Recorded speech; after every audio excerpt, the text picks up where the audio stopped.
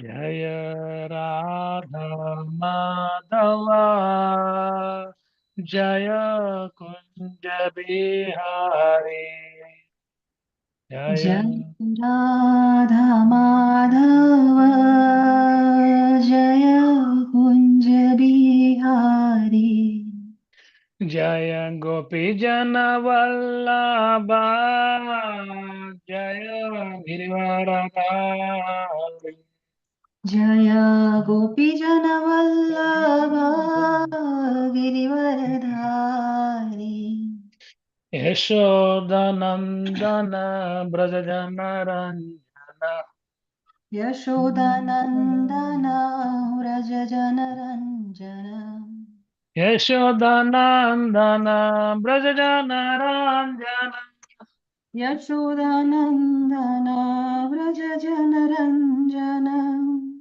Yamuna Tira Vanachari Yamuna Tira Vanachari Jaya Radha Madhava Jaya Kunja Bihari Jaya Radha Madhava Jaya Kunja Bihari Jaya Gopi Jana Vallabha Jaya Girivaradari Jaya Gopi Jana Vallabha Jaya Girivaradhari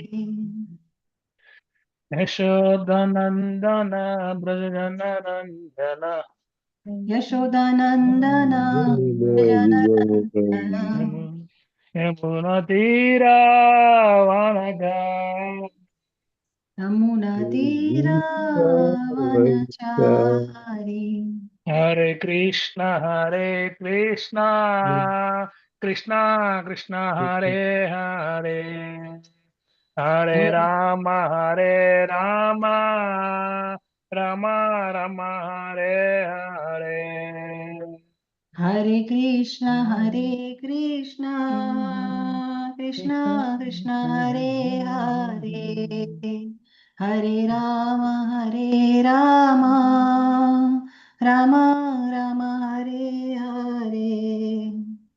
Hare Krishna, Krishna Krishna, Hare Hare, Hare Rama, Rama Rama, Hare Hare. Hare Krishna,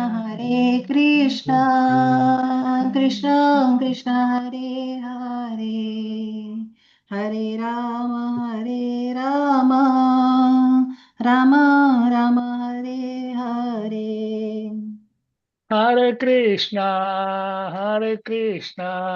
Krishna Krishna, Hare Hare, Hare Rama,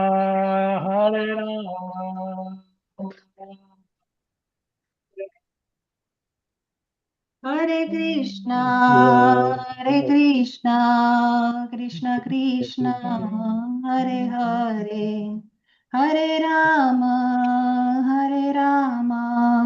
Rama Rama, Hare Hare. Hare Krishna, Krishna Krishna, Hare Hare, Hare Rama, Rama Rama, Hare Hare. Hare Krishna, Krishna Krishna, Hare Hare, Hare Rama, Rama Rama, Hare Hare. Hare Krishna, Krishna Krishna, Hare Hare, Hare Rama, Rama Rama, Hare Hare. Hare Krishna, Krishna Krishna, Hare Hare, Hare Rama, Hare Hare Rama, Rama Rama, Rama, Hare Hare. Hare Krishna, Krishna Krishna, Hare Hare, Hare Rama, Rama Rama, Hare Hare. Hare Krishna, Krishna Krishna, Hare Hare, Hare Rama, Rama Rama, Hare Hare. Jaya Gauranitai, Jaya Gauranitai, Jaya Gauranitai,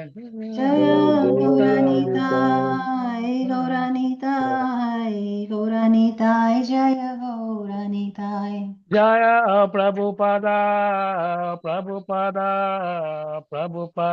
Jaya Prabhupada, Jaya Prabhupada, Prabhupada, Prabhupada, Srila Prabhupada. Jaya Gurudeva, Jaya Gurudeva. Jaya Gurudeva, Gurudeva, Gurudeva, Jaya Gurudeva. Nitai Gaura Hari Bol, Nitai Gaura Hari Bol. Nitai Gaura Hari Bol, Hari Bol, Hari Bol, Nitai Gaura Hari Bol. Shri Gaurnitai ki jai, Jai, Srila Prabhupada ki jai, Jai, Nitai Gaura Premanande, Hari Hari. Hari. Hare Krishna. Thank you all joining for this morning Śrīmad-Bhāgavatam session. We are reading from Canto 5, Chapter 1, text number 37. Om Namo Bhagavate Vasudevaya. Om Namo Bhagavate Vasudevaya, Bhagavate Vasudevaya. Om Namo Om Bhagavate Vasudevaya. Om Namo Bhagavate Vasudevaya. Om Namo Bhagavate Vasudevaya. Om Namo Bhagavate Bhagavate Vasudevaya. Vasudevaya, Narayanam Namaskrutyam Narayanam Narayanam Namaskrityam Namaskritya, Naram Chaiva Narottamam Naram Narayana Chaiva Narottamam, Narottamam Devim Saraswatim Vyasam Devim Devim Saraswatim Saraswatim Vyasam Vyasam, Tato Jayam Udirayet Tato Tato Jayamudiraye Jayamudire, Nashtaprayeshu Abhadreshu Nashtaprayeshu Abhadreshu Nityam Bhagavata Sevaya Nityam Nityam Bhagavata Bhagavata Sevaya Sevaya, Bhagavati Uttamasloke Bhagavati Uttama Shloke Tirbhavati Naistiki Bhakti Bhavati Naistiki Krishnaya Vasudevaya Krishnaya Krishnaya Vasudevaya Vasudevaya, Devaki Nandanaya Cha Devaki Nandanaya Nandaya Cha Nanda Gopakumaraya Nanda Nanda Gopakumaraya Gopakumaraya, Govindaya Namo Namaha. Govindaya Namo Govindaya Namo Namo Namaha. Namaha. Today's verse. Aho asadvanustitam yad abhiniveshitoham Aho Aho asadvam shadvam anustitam anustitam yad yad abhinivesitoham abhiniveshatam indriyair avidyarachita vishama vishayandakupe indrer Rachita avidyarachita Vishama vishama Vishayandakupe vishayandakupe tad alam alam amusya vanitaya vinodamrugam tad alam Tadam alam Amasya amasya Vanitaya vanitaya Vinodamiragam vinodamrigam mam dig dig iti garhayam chakara. mam dig dig Mam Dig Dig iti Iti garvayam Garvayamachakara chakara. Aho asadvanistitam yad abhiniveshitoham अहो असाध्वानुस्थितं यद् अभिनिवेशितोऽहम् इन्द्रियैरविद्या रचित विषयान्धकूपे अहम् विषयान्धकूपे इन्द्रियैरविद्यारचितविषयान्धकूपे तदलम् अलम् अमुष्य वनिताय विनोदमृगम् तदलम् अलमनुष्या वनिताय विनोदमृगम् मां दिग् दिग् इति गर्हयां चकार मां दिक् गर्हयामचकार अहो असाध्वनिस्थितं यद् अभिनिवेशितोऽहम् अहो असाध्वम् अनुष्ठितं यद् अभिनिवेशितोऽहम् इन्द्रियैरविद्यारचित विषमविषयान्धकूपे अहम्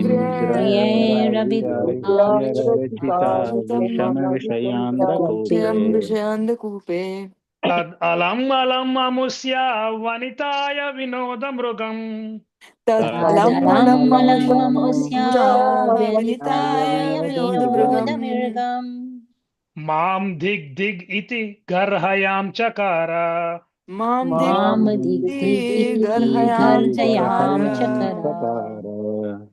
Anyone would like to recite? अहो असाधव अनुष्ठितं यद् अभिनिवेशेतो अहो असाध्वानुष्ठितं यद् अभिनिवेशितोऽहम् अहम् इन्द्रियैरविद्या रचिता विषयान्धकूपे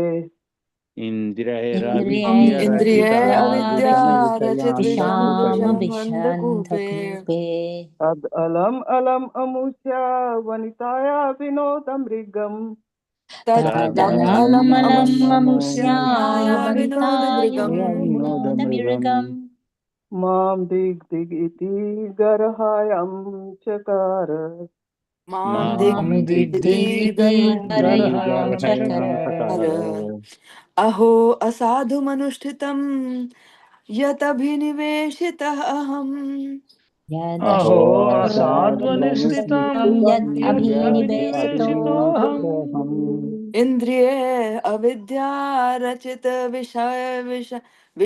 विषयान्धकूपे इन्द्रियैरविद्यारचित विषयान्धकूपे विषयान्धकूपे तत् अलम् अलम् अमुष्य विनिताय विनोदमृगम् तदलम् अलम् अमुष्य वनिताय विनोदमृगम् मां धिक् धिक् इति गर्हयां चकार मां दिग् दिग् इति गर्हयां चकार हरे कृष्णा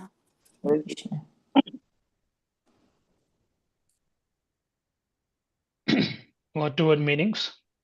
Aho, अहो alas, alas asadu, असाधु not good, not good anustitam, अनुष्ठितं executed, executed yat, yat because, because abhiniveshitah, अभिनिवेशितः being completely absorbed, being being completely completely absorbed aham, aham I, I indriyaihi, Indriyaihi for sense gratification, for for sense sense gratification avidya, avidya by nations, by science rachita, Rachita made, made vishama, Vishama causing distress, causing distress vishaya,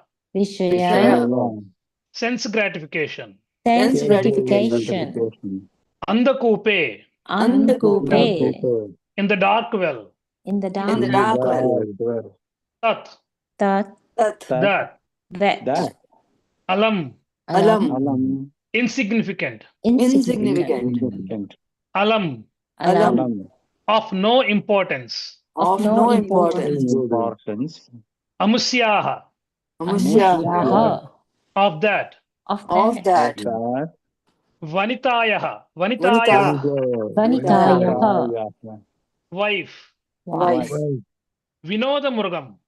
Vinodamurgam. Just like a dancing monkey. Just like a dancing monkey. Mom. Mom. Unto me. Unto me. Dik. Dik. All condemnation. All condemnation. Dik. Dik. All condemnation. All condemnation. Iti. Iti. Thus. Thus. Garhayam. Garhayam. Criticism. Criticism. Chakara. Chakara. He did. He did. He did. Translation and purport by His Divine Grace A.C. Bhaktivedanta Swami Srila Prabhupada ki jai. Jai. Yes. The king thus began criticizing himself.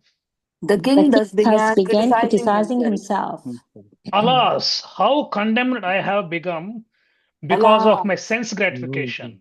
Alas, how condemned I have become because of my sense gratification.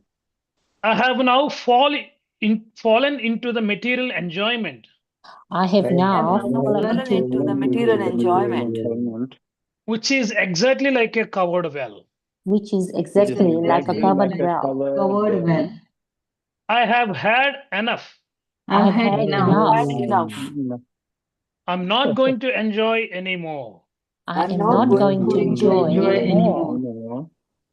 Just see how I have become like a dancing monkey Just see how I See have how become I like have a become like a dancing dancing monkey in the hands of my wife. in the in the hands hands of of my wife. wife. Because of this, I am condemned. Because Because of of this, this, I I am am condemned. Purport. How condemned is the advancement of material knowledge can be understood from the behavior of Maharaj Priyavrata. He performed such wonderful acts as creating another sun, which shined during the night, and creating a chariot so great that its wheels formed vast oceans. These activities are so great that modern scientists cannot even imagine how such things can be done. Maharaj Priyavrata acted very wonderfully in the material field of activities. But because he was dealing in sense gratification, ruling his kingdom and dancing to the indications of his beautiful wife, he personally condemned himself. When we think about this example of Maharaj Priyavrata, we can just consider how degraded is the modern civilization of materialistic advancement.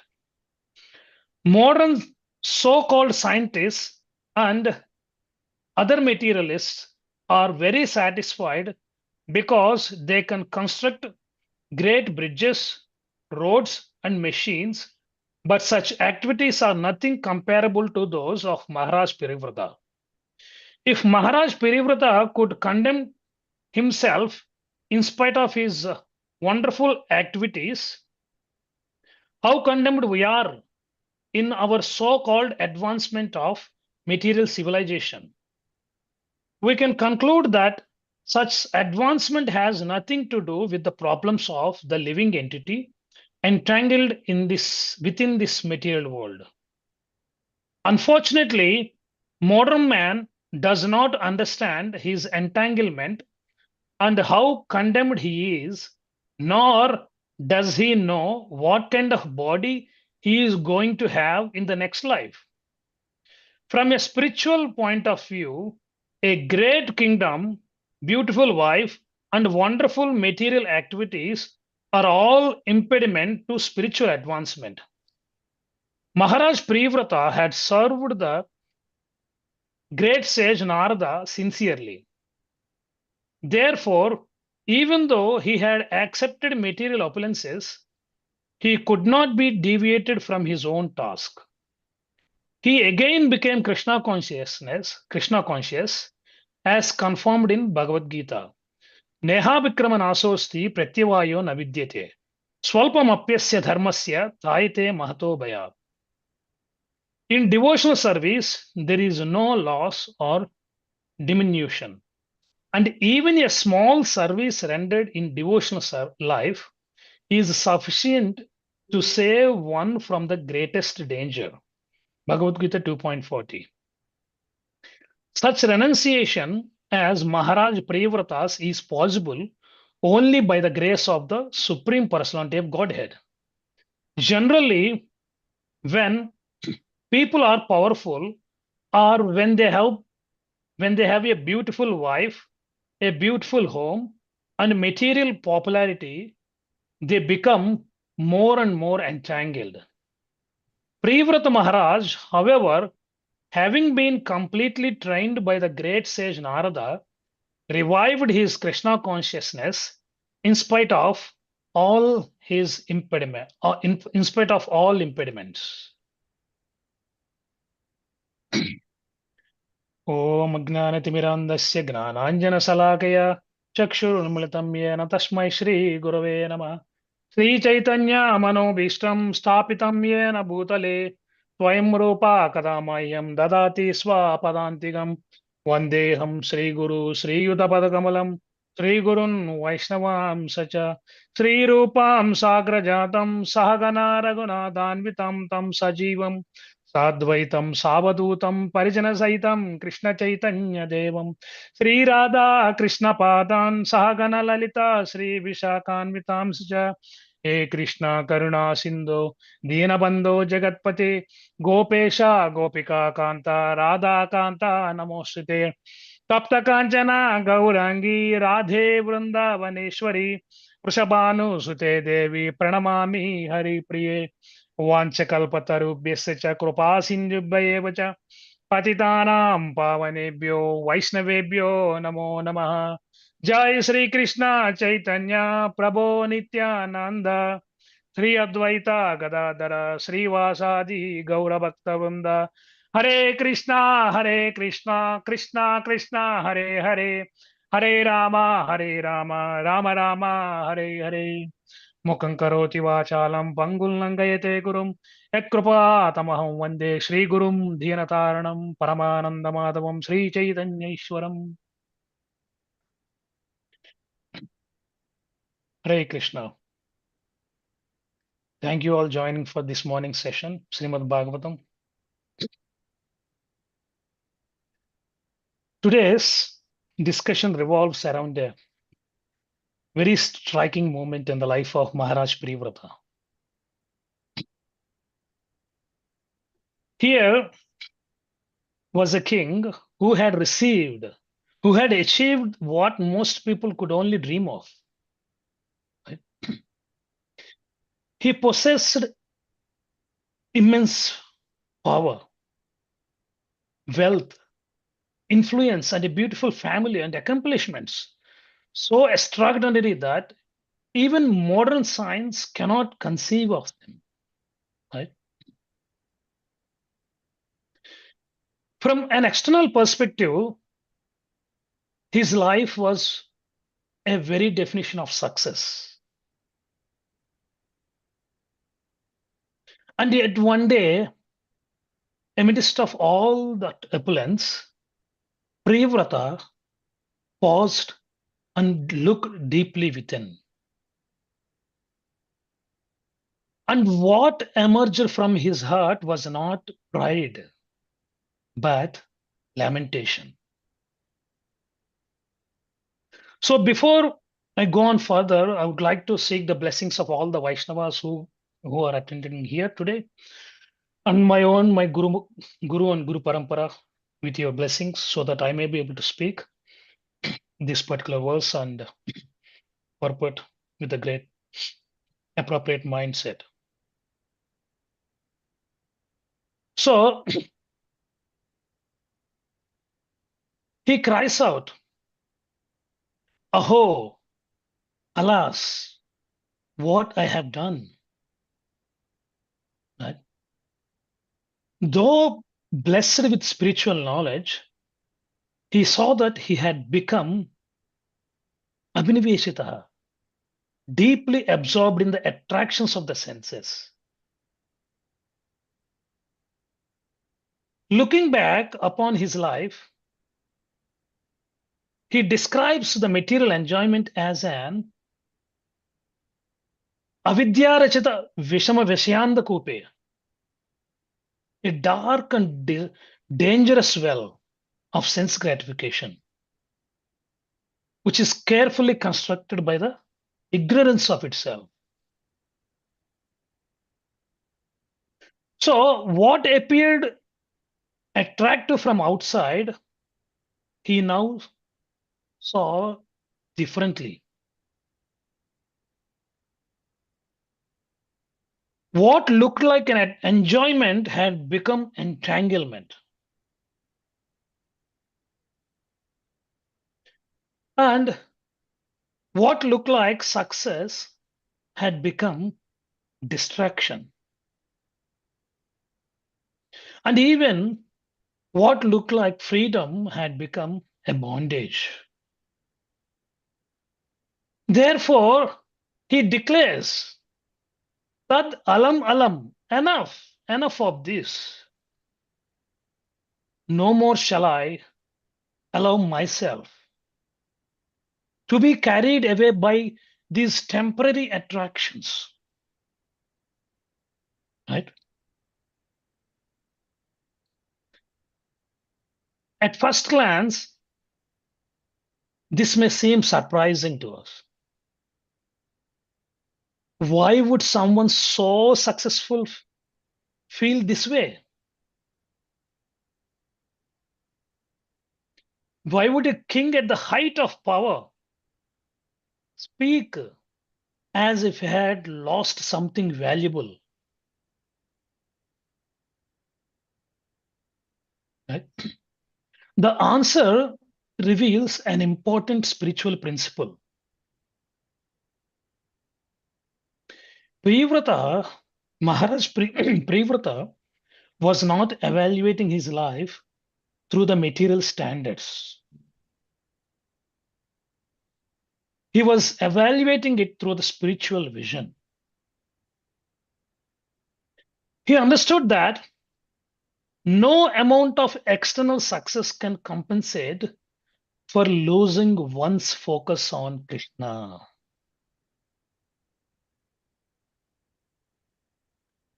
Perhaps this is why we often hear that devotees regularly, we often hear that devotees regularly hear classes, read scriptures, attend programs, and engage in devotional activities, yet sometimes do not take enough time to contemplate what they have heard. Hearing is important, but realization often comes through reflection. Because this self-reflection don't have the opportunity in any other forms of life. Only human beings have that exclusive opportunity to spend time on that self-reflection, self-examination.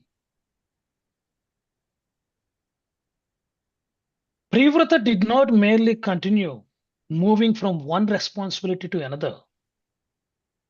He paused, he contemplated, he examined the direction of his life, where it is heading. And in that moment of honest self-reflection, he saw what many people never see.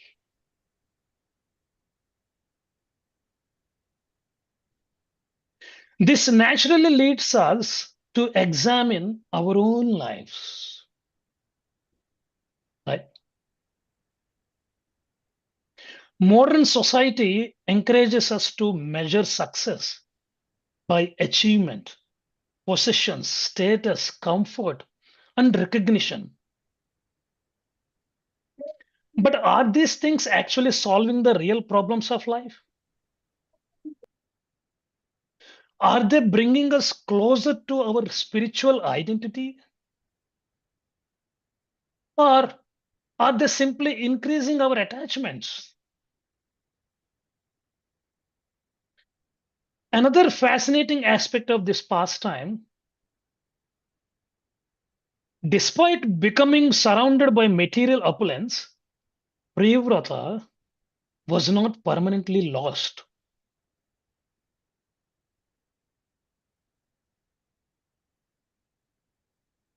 Deep within his heart remained the impressions of his association with the great sage Narada, the instructions he had heard, the service he had rendered, and the devotion he had cultivated remained alive within him. When the right moment came, those dormant spiritual impressions awakened once again. So, this beautifully demonstrates the assurance of Bhagavad Gita that no sincere devotional service is ever lost. Neha Vikramana Sosti. So, as we discuss this section today, let us explore what Priyavrata's self-reflection teaches us about success, attachment, spiritual priorities, and how we can remain connected to Krishna while carrying out our responsibilities in the modern world. Because ultimately, the question before us is the same question that arose in Priyavrata's heart. Am I moving closer to Krishna? Or am I simply going deeper into the Vishayanda Kopa, the dark well of material absorption?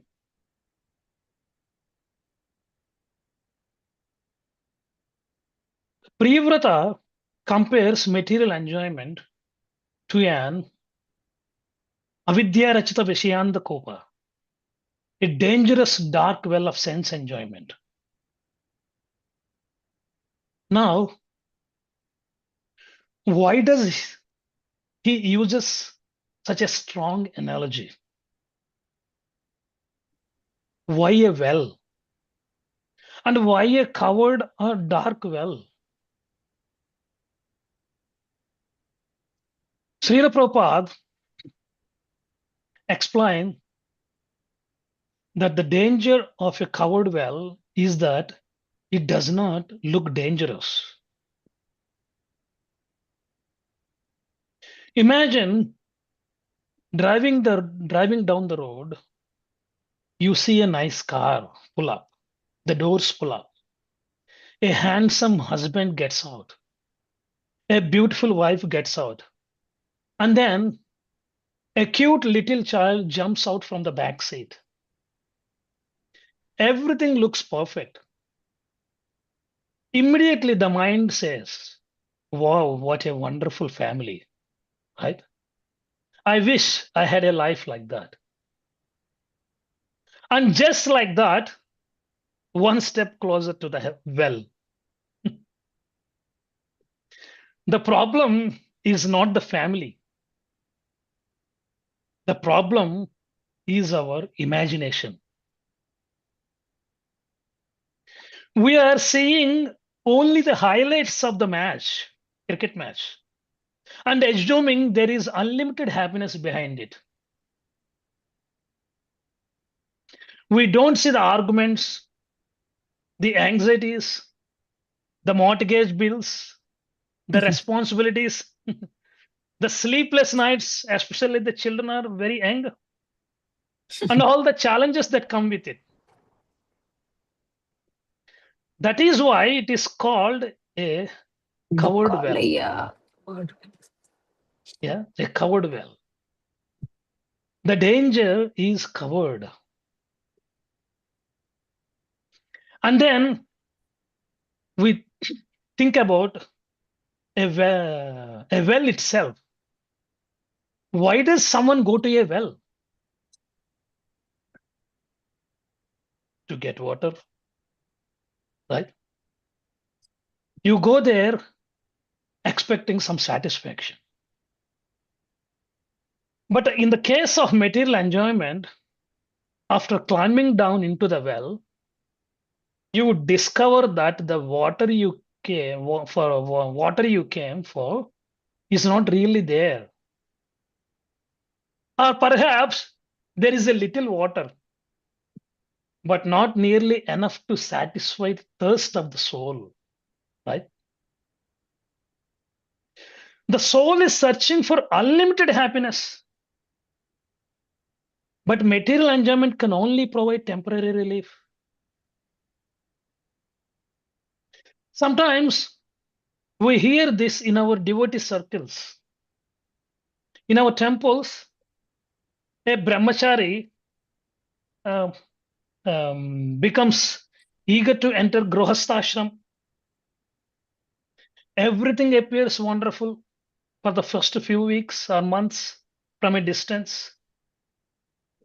Then after some years, he comes back to visit the temple and says, Prabhuji, immediately everyone knows a story is coming, right? My wife is like this, or immediately, or sometimes my husband is like that. Then the devotee says, can I come back to my old previous brahmachari life? Right? We laughed inside, we smiled. It's not possible. And we know that he will stuck there. He will be there. Right? He has to tolerate somehow or other. So the reality is that every ashrama has its challenges. There is no ashrama in this material world where Maya says, congratulations, you have now graduated, and I will no longer disturb you. It's not possible. As soon as one challenge is solved, another appears. Then there are in-laws, finances, health concerns, children's education, maintenance, and countless other responsibilities. Again, the point is not that the family life is bad. The point is that material life anywhere comes with its own package. That is why Privrata is not condemning a particular situation. He is condemning forgetful of Krishna. And the analogy becomes even more beautiful. Suppose someone actually falls into a deep well, and can he pull himself out by his own hair? It's not possible. Usually not, yeah. He needs some help. Someone standing above must throw down a strong rope. So that person has to be strong person. Is compared to a spiritual master. So the rope is his instructions. And our responsibility is simple. Hold tightly to the rope. So the spiritual master cannot pull out someone who refuses to hold on. But if we sincerely hold on to those instructions, then gradually we are lifted out of the well of material absorption. And that is exactly what happened in Privrata's life. Although he became surrounded by unimaginable opulence, he was never completely lost. because deep within his heart remained the instructions he had received from Narada, the association he had received, the service he had rendered, and the spiritual impressions he had developed remained alive. And one day those impressions awakened. So this should give all of us a great hope. Sometimes we may feel overwhelmed by responsibilities. Sometimes our spiritual life may seem slower than we would like to be. But Krishna never forgets sincere devotional service. Every attentive round, every service, sincere service rendered, every scripture discussion, every sincere prayer. Sometimes our spiritual life may seem slower than we would like, but it leaves a permanent spiritual impression upon the heart.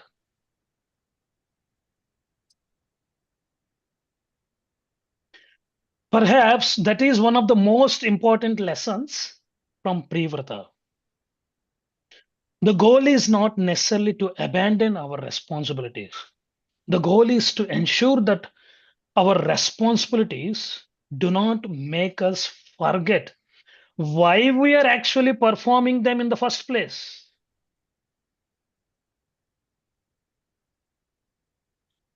We work, raise families, maintain homes, and fulfill our duties. But all the while we keep asking, is this bringing me closer to Krishna? Am I remembering him? Am I serving him through these activities? Privrata's greatness was not that he ruled a vast kingdom. His greatness was that even after being surrounded by unimaginable opulence, he had the honesty to recognize what was distracting him and the courage to turn his heart back toward Krishna.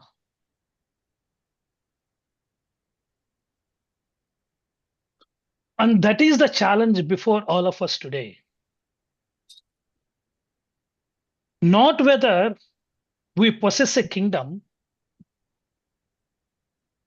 but whether amidst of our own responsibilities, ambitions, comforts, we can keep Krishna at the center of our lives.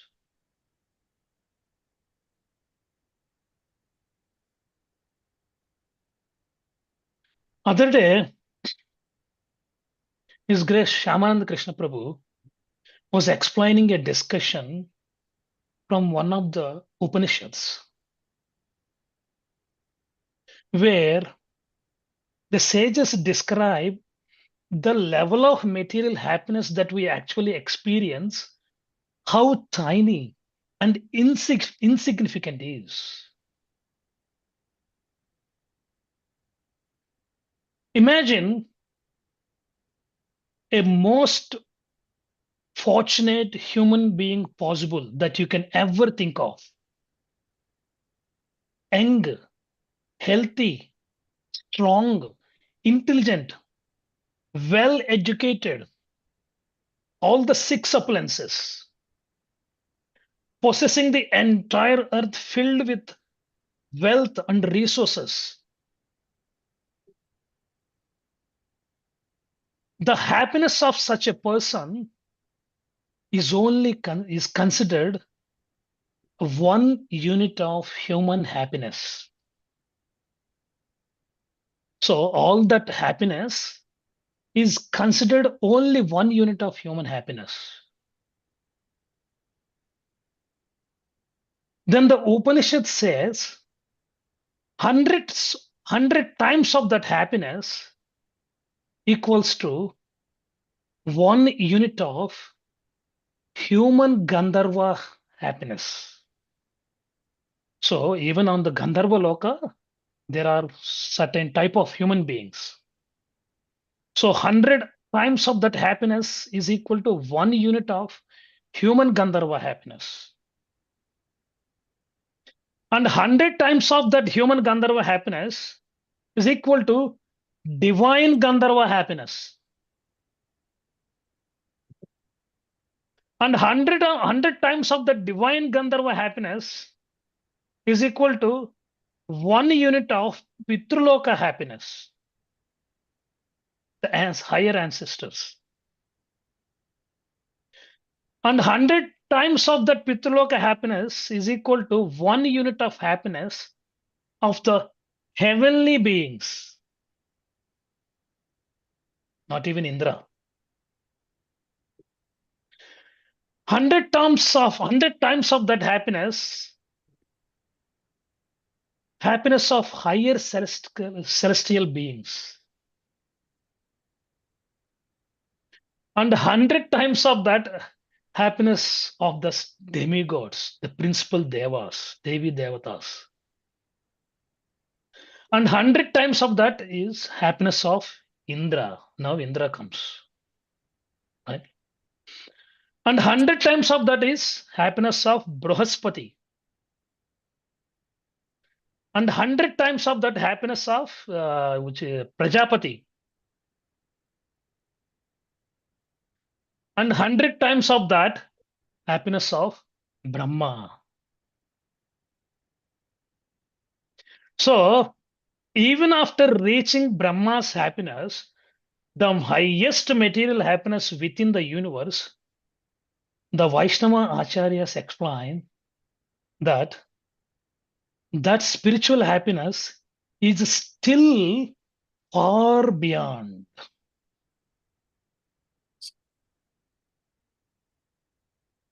So Bhakti Rasamrita Sindhu explains, even if the happiness of impersonal Brahman realization, Sayujya Mukti, were multiplied by millions of times, it would still not equal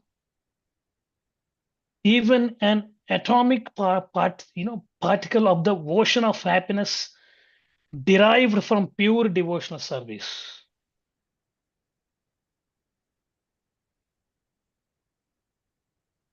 So after Brahma's happiness, we may speak of the happiness of impersonal liberation, Brahmananda. Right? So yet even that is compared to a tiny drop when placed beside the unlimited ocean of devotional happiness.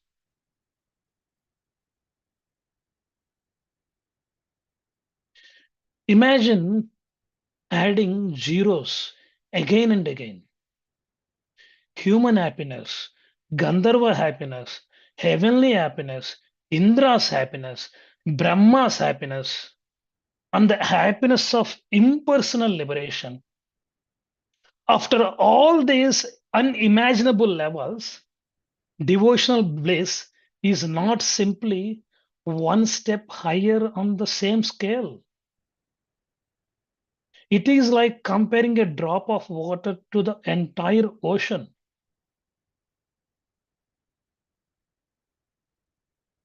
Therefore, devotees are not striving simply for greater material pleasure, nor even for liberation from suffering. They are seeking loving service to Krishna, which gives a happiness of a completely different category.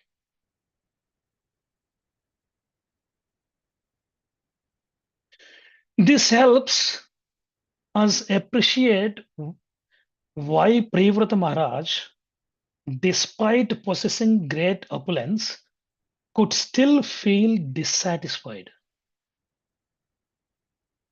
Having tasted spiritual life, He understood that no amount of material enjoyment, even the highest available in this universe, can compare with the happiness of um, remembering and serving Krishna.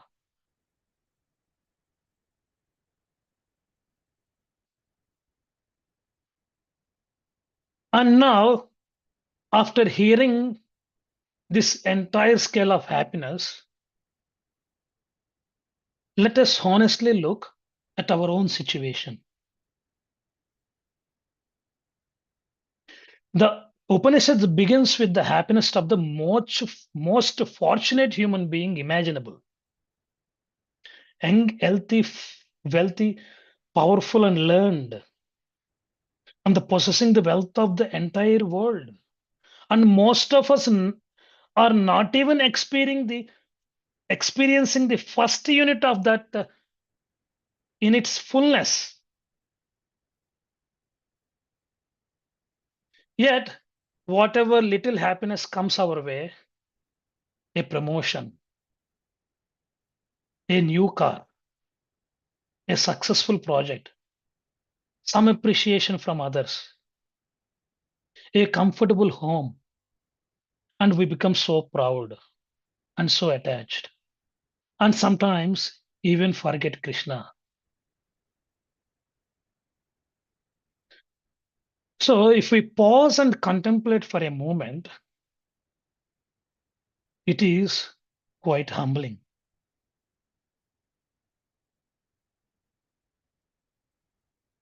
The happiness we are chasing and proudly holding on to is only a tiny fraction of the very first step on the enormous ladder of happiness.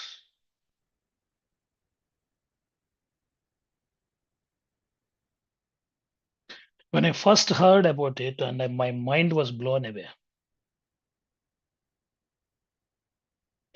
And above that are countless higher levels of enjoyment. And beyond all of them lies Brahmananda. And beyond even that is the limitless ocean of devotional bliss. So when we reflect deeply, we become speechless. We begin to understand why great devotees are not fascinated by temporary material achievements. They have understood that we we proudly call success is extremely small compared to what exists beyond this world.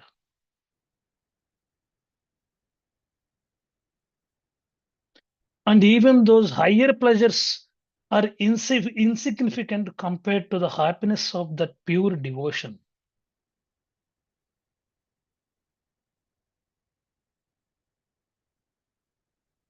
So this is the vision Maharaj Privrat gradually came to. Surrounded by extraordinary opulence, he realized, is this all that what I'm living for? Having once tasted spiritual life, he knew there was something infinitely greater. And that realization awakened him again to Krishna consciousness.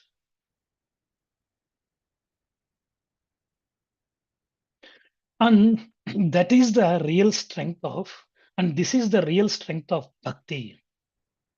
It is never lost. Because of that foundation, Maharaj Privrata was not permanently captured by material life. He may have been externally absorbed in royal duties, family life, and sense enjoyment, but internally, the seed of Krishna consciousness remained alive. And at the right moment, the dormant consciousness awakened again.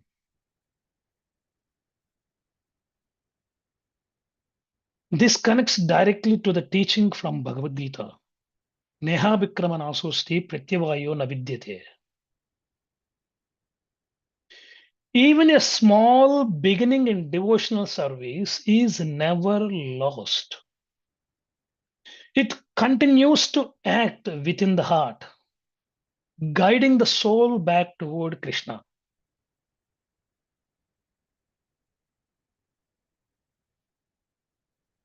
Maharaj Priyavrata's life demonstrates this very principle in a practical way. External circumstances may cover the consciousness for some time, but they cannot destroy the genuine devotional impressions. When the time is right, they resurface and bring the soul back to its true direction.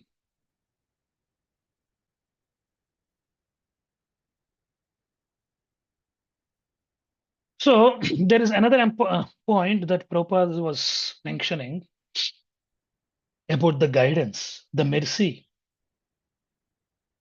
So Priyavrata's transformation was not the result of willpower or detachment of training. It was something far deeper. It came from divine arrangement. A door closing. First, it came through his association with great devotees like Narada. That association planted the seed of real knowledge and devotion in his heart. Even when he later became fully engaged in royal life, that seed remained. Second, it came through spiritual training and instruction. He had heard the truths of life directly from a realized soul. That hearing did not simply remain as information. It entered his consciousness and stayed there, waiting for the right moment to awaken. And ultimately, it was the mercy of the Supreme Lord, as described in the Bhagavad Gita, that allowed everything to come together at the right time. Without that mercy, even strong intelligence and past devotion would not be enough to break such deep material entanglement.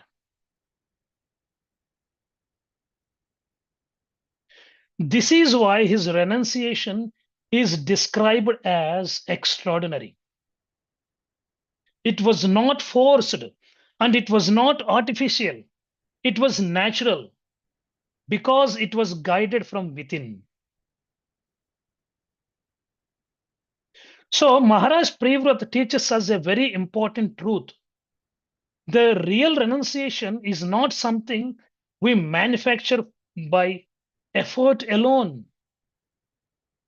It blossoms when the heart has been touched by devotion, nourished by saintly association, and protected by the mercy of the Krishna, the Supreme Lord.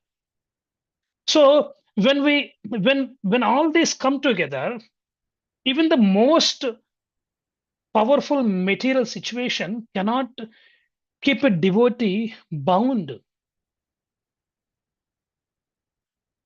So when we put everything together,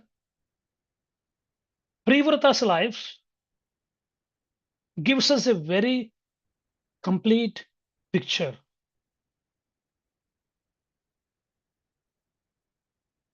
The picture of a train journey, beautiful train journey. Imagine you are on a long train journey, maybe 10 hours, 24 hours, or even longer. While sitting in your compartment, You don't spend the entire journey thinking, how can I make this compartment more beautiful? Which wallpaper should I put there or here? How can I renovate the seat? You know, you're only passing through. Your attention is naturally on the destination, right? When will I reach and what time will I go back home? In the same way, this material world is a temporary stop in our eternal journey. Wealth, possessions, position, family, facilities have their place, just as a train compartment has its place. We should use them responsibly and gratefully. But problems begin when we forget the destination and become completely absorbed in decorating the compartment. Sometimes we become so busy improving our temporary situation that we forget to ask, where am I actually going? This is precisely the realization that came to Priyavrata Maharaj. Surrounded by the extraordinary opulence, he paused and reflected. He understood that all these facilities were temporary. The real question was not how successful he appeared within the compartment, but whether he was moving closer to Krishna, the ultimate destination. Whether he is having that Krishna Mathair, like Parikshit Maharaj. Therefore, the purpose of life is not merely to have the most comfortable compartment on the train. The purpose is to reach the right destination.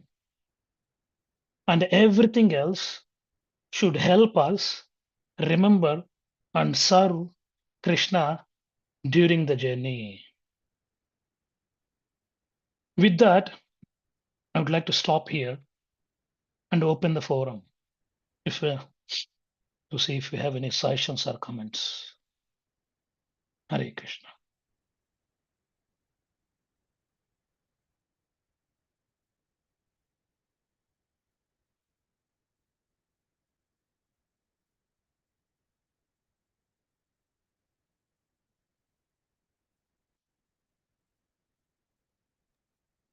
Hare Krishna, Prabhuji. I was waiting if somebody else comes. But I waited, and nobody came. Okay. No, Thank that's you okay. very much, Prabhuji. Such a beautiful class. I was just thinking, in case of Maharaja Priyavrata, the two things which I get from this.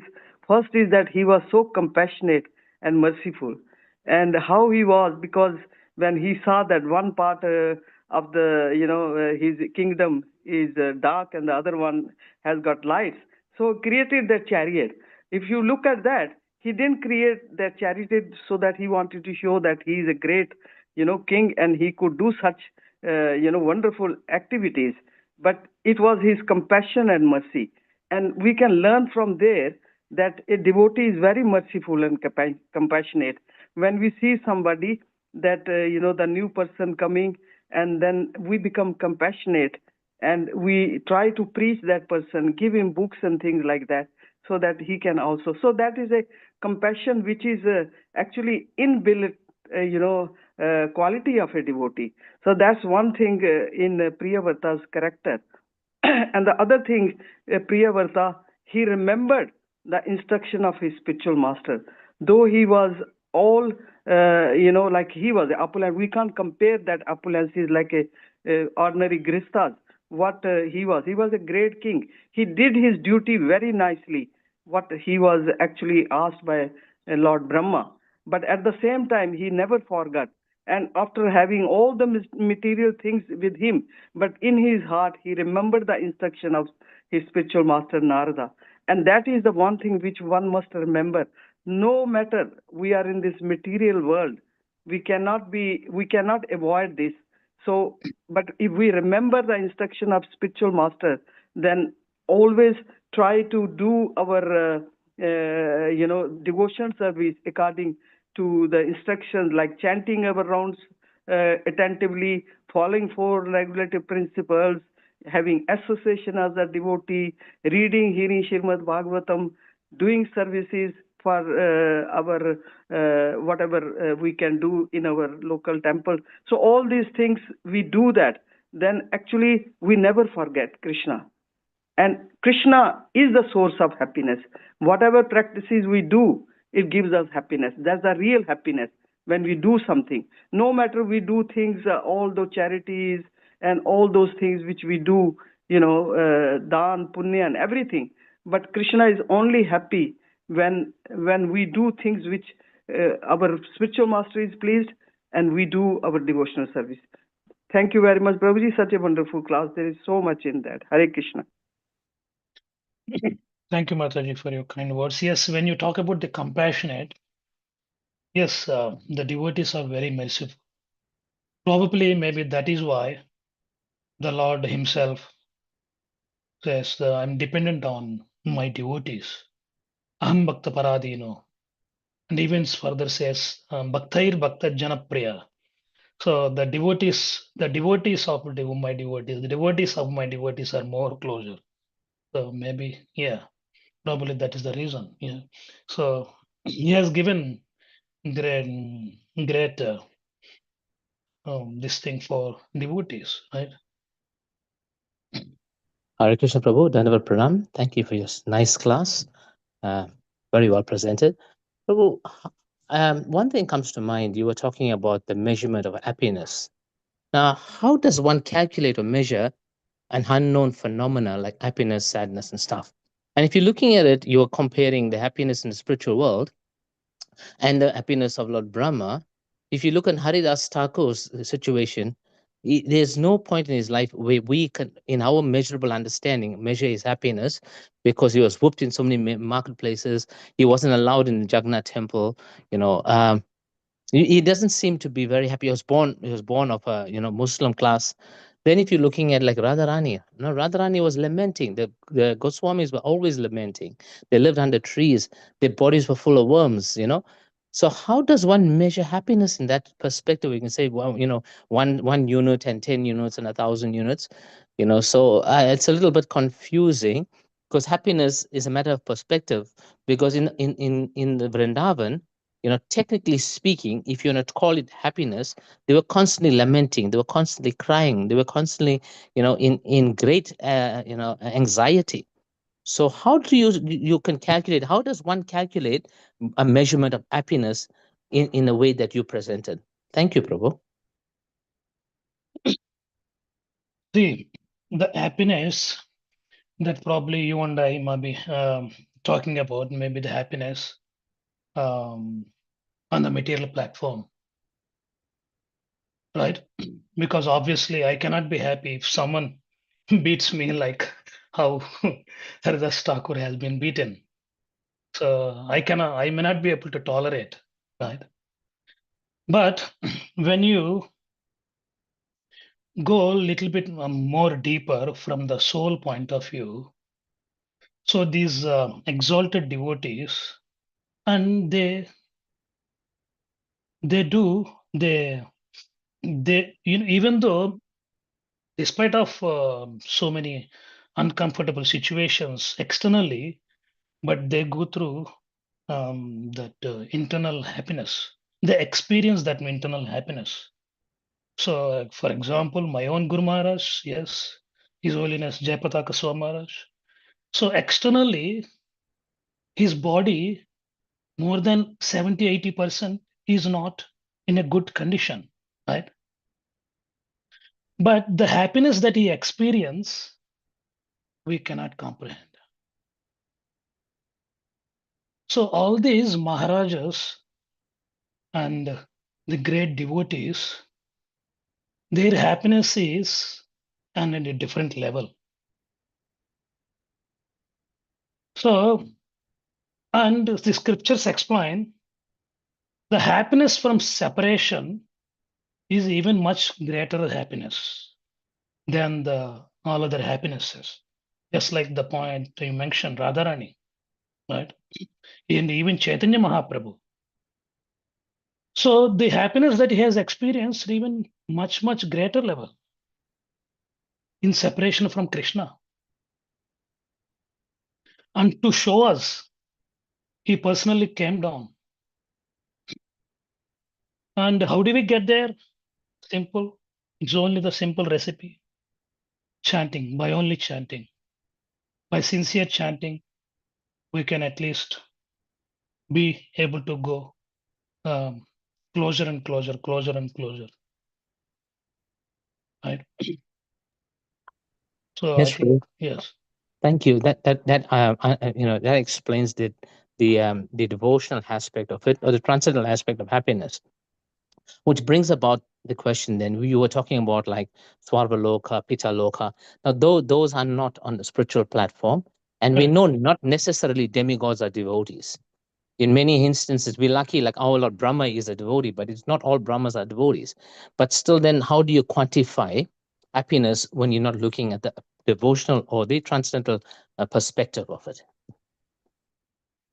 So the point I was trying to make there, the happiness, the little happinesses that we experience in this material world, I bought a nice electric car, nice promotion, a good salary hike. So yes, if we don't have the proper knowledge, if your knowledge, if your intelligence is not based on the authorized scriptures or guided by the people from Guru Parampara, proper Parampara, you may get proud.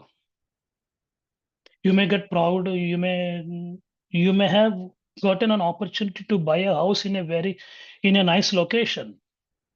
So just because you have a little better opulence than other person, it's not that you are enjoying great opulence. So even if we calculate on the material platform, the happiness that we derive is very insignificant. So the point I'm trying to make there, so yes, we compared the happiness on different levels. So in a material, in this universe and material platform. So when we have that understanding, it will make us humble. Oh yeah, I have a beautiful house, a beautiful wife, but still okay. When I look at that, the Brahma's happiness, when I compare again next to the Brahma's happiness, it is just nothing. So therefore, so be calm down, yeah, be humble. So what you are experiencing is just nothing. It's insignificant. So there is much, much, much, much greater happiness. There is something called in a spiritual world. So you better focus on that and then head in that direction. That's what I'm trying to make there. Sure. Prabhu, sorry, if I may ask one more question, and it's only because out of my curiosity, it's not questioning you. And so if I may ask one more further question, see, what you explained just now was not happiness, was enjoyment. The enjoyment facility is much greater in the heavenly planets. But then also Bhagavatam says in the subterranean heavenly planets, which is the hellish planets, the enjoyment level or the happiness level is far superior than in the heavenly planets. So the enjoyment might be there. And see, like the saying is that the facility to enjoy is great, but not necessarily that everyone, show me a rich man that's happy. So not necessarily when you have a lot of opulences and great facility for enjoyment that you may be happy. So there's a big distinction between enjoyment and happiness. So and then again, like you said, as you go up, the happiness is greater. But Bhagavatam says that even if you go below, the happiness is greater in the subterranean heavenly planets, which is the hellish planets, because they're not in constant anxiety of who's going to come take the kingdom and take, they occupy the, because the demigods are in constant anxiety who's going to come and take over from them. So, so I'm still a little bit confused, Prabhu. I'm very sorry if I'm asking too many questions. Just, I thought I'll just ask you and see what's your feeling on that. Thank you, Prabhu. So you're saying that there is even happiness in the lower planets of What Bhagavatam says that happiness is greater than in the heavenly planets only because they don't have the constant anxiety of losing what they've got. Yeah, I'm not particularly sure what exactly you're referring to, but from this statement, what you're making, probably it was referring to the material happiness, right? So just like a person, you may say a person who is drinking, you may ask him to stop drinking. Then he may say, "My father also drinks." Okay, and then your father is also not a good person. Then my brother also drinks. So what will happen if you all drink? You go to hell. Then if you go to hell, then what is the problem? All our family members are also coming there, and then we all can have the same enjoyment there. Drink, sit together, and then drink alcohol. So probably it was referring to the happiness of that level. So the person who is sitting in a bar, yeah, he never thinks he is going through problems, right? So yes, but unless you have the real knowledge, yeah, maybe the point, the particular reference you were talking about, I'm not sure, but maybe it was referring to the material happiness, the happiness. You are conditioned to think that you are in the happiness. Happiness is happiness, Prabhu. When we're quantifying the quantity of happiness, then whether, we weren't talking about transcendental happiness. Like you said, the drunkard is happy when he's drunk, but that's not the real happiness. But yes, thank you very much, Prabhu. I'm so sorry if I asked too many questions. I'm still a little bit confused, but still informed. Thank you so much, Prabhu. Mhm. So yeah, I'm interested to check that reference. Probably if you could send that to me, I would like to know more about that as well. So what you do is, yes, it's mentioned quite a few places. Prabhupada also mentioned, so you can search out something called the subterranean heavenly planets. The subterranean heavenly planets is the hellish planets that's below the earth planets. So they I think we went through in the last chapter we went through it, where it says that there's no sun there, but there's huge waterfalls and beautiful houses. Nobody loses their hair, nobody loses their teeth, nobody gets old. They why are they happier? Because they don't have the constant anxiety of losing what they've got, and things of that nature. So it is quite a few places over there, Prabhu. We even went through it in the last canto, I think, in Bhagavatam as well, if my memory serves me right. But yes, it is definitely and Prabhupada mentioned this many times, and it's what the hellish planets is called. We call it hellish planets, or like Patala Loka and stuff. In Bhagavatam, is referred them as the subterranean heavenly planets. Subterranean, yeah. Subterranean, yes, below subterranean. Okay. Heavenly planets, yes. Yeah, it will come in this canto only, Prabhuji. After Sutal Lok, Patal Lok, and all those lokas are there. So there we will get to read all of these things. They are in light. The light comes through their money on the head. Head of the serpent. Yeah, Snakes, Naglok. yes. Naglok. But still the life was temporary there, right? Just like Life is very long, but they are only scared of the Lord's. Anytime Lord comes there, and then once he looks at them, their life is ended. Something like that, yeah. Okay. Very interesting. Yes. And those lokas are beyond our comprehension. Oh, like human beings can never ever be able to invent those. We can't imagine the kind of enjoyment that they have there. Yes, I know it's so nicely explained in Bhagavatam. What a beautiful arrangements they have. There's no sun. They get light from jewels on the heads of the snake. And my Guru Maharaj actually gives a good example. Like if you're looking at the lights that we have nowadays at night, it is very similar to that. It's got a long cord like the rope of a snake, and the top of it has got the bulb and light emits from that. So you use that as an example when you're explaining the subterranean heavenly planets, So, and it said what a lovely arrangement they have. They got parks and gardens and waterfalls and flying chariots, and it's actually, and the point is that they don't have to worry about anything. But why and it's not even the hellish planets, because what we consider the hellish planets is even below Patala Loka, is where where the soul is taken in the realm of Kali. In realm of Yamura. Yamdut. Yamaduts, yes. So that's where the hellish planets really start, because those are the place that the soul is taken to, Punishment. to punishment, yes. But up to even Patala Loka, it's not really the hellish planets. Prabhupada Yeah, called yeah. it the subterranean alien planets. Yeah. Yeah, I think below the earth there are different levels of planets, and yeah, I got that point. Definitely a devotee won't like to go to those planets. We want to go back to Godhead, Krishna Lok. Hare Krishna. Maybe the real devotee don't bother Mataji. Nadanam nasundarim. They want to be in the service of the Lord. But that being said, my Guru Maharaj also said that if we go there, maybe Prabhupada wants us come join him to preach, because some devotees mentioned that Prabhupada went to do the Sankirtan movement there. Secondly, is if you go there, you'll see Bali Maharaj over there. So great, there's a lot of great sadhus that are over there right now as well. So it doesn't really matter. He even said, even you go to Yamaraj's abode, don't worry. Yes, Yamaraj will be very happy to see a devotee after a long time, and both you and Yamaraj can sit and have Krishna Katha. Okay. Any other comments? Okay. We'll conclude the class here. Vanchakalpatarubhyascha krupasindubhyayavacha patitanam pavanebhyo Vaishnavebhyo namo namo. Grandhara Śrīmad-Bhāgavatam ki jai. Srila Prabhupada ki jai. Nitai Gaura Premanande. Sivapati-Gauracandra Das ki jai. Jai. Bhakta Ananda Kodi Bhakta ki jai. Jai. Hare Krishna. Thank you.